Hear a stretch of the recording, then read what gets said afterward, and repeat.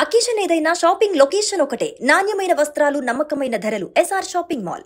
Hello అండి, నమస్తే. ప్రస్తుతం అయితే మనం కుక్కట్పల్లిలో జరుగుతున్న కాపు వెల్ఫేర్ అసోసియేషన్ వాళ్ళు నిర్వహించిన కార్తీక మాసం వనభోజన మహోత్సవంలోకి అయితే వచ్చేసాము. ఇక్కడ వచ్చిన జనాభా సంఖ్య కూడా చాలా ఎక్కువగా ఉంది. అయితే ఇక్కడ వచ్చిన ఒకతో మనం మాట్లాడి ఇప్పుడు తెలుసుకుందాం అసలు ఇక్కడ ఏం జరుగుతుంది, ఎలా జరుగుతుంది అనేది. నేను కాపు ఆంధ్ర బిడ్డని. యాక్చువల్గా నేను చదువుకుని వచ్చేసి పిహెచ్డి సైకాలజీ. గవర్నమెంట్ జాబ్ వచ్చినా కూడా రాజకీయాల్లో ముందు ఉండాలన్న ఉద్దేశంతో మన కాపు సంఘం నుంచి బీజేపీ భారతీయ జనతా పార్టీలో స్టేట్ లీడర్గా వర్క్ చేస్తున్నాను.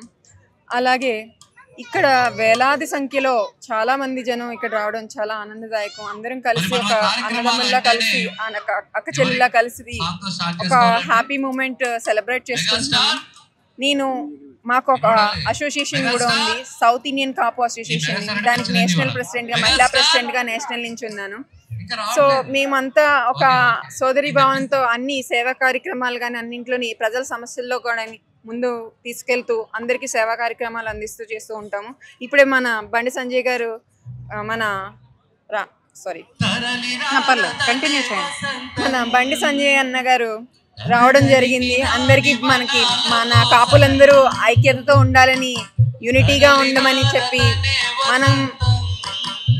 మన అన్ని స్థాయిలోనూ కాపు వర్గాలు అన్ని స్థాయిలోనూ ముందుకు వెళ్ళాలన్న ఉద్దేశంతో మన ప్రధానమంత్రి నరేంద్ర మోదీ గారు కూడా మన కాపుల్ని ఎంకరేజ్ చేయడం జరుగుతుంది.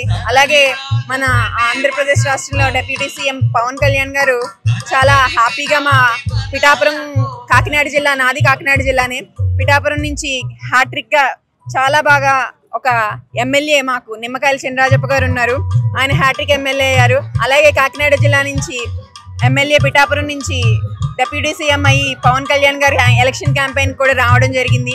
ఇక్కడ కుకట్పల్లికి వస్తే ప్రేమ్ కుమార్ గారికి ఎలక్షన్ క్యాంపెయిన్ కూడా చేశాము. ఆయన చాలా హార్డ్ వర్క్ చేశారు. ఇంకా యూనిటీతో ఆయన ఇంకా ఉన్నత స్థాయికి ఎదగాలని మనసారా కోరుకుంటూ కాపు చెల్లెలుగా కోరుకుంటున్నాను. Thank you.